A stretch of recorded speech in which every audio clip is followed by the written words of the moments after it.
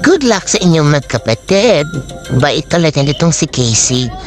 3 years ago, nakita natin si Sam sa question and answer ni Casey. Ngayon naman ay The Casey Diaries on that time. Ngayon naman ay magkasama ulit sila sa baking, pag-bake.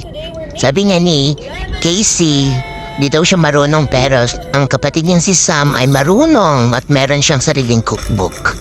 Well, tumayan natin. Enjoy watching. Ate Casey. Ang ganda ni Sam. Honey, I'm home. But anyway, I'm so proud of parang hawig na silang sobra. Ang mukha, no? I'm proud ate. And then alam mo yon, like you can really move around the kitchen. You can decide what you want to do. My kitchen is your kitchen. My house is your house. Yes. You can always come here anytime to say, ate, I want to come over. Are you home?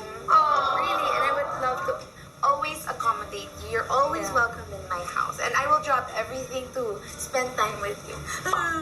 Thank you. I love you. I love you.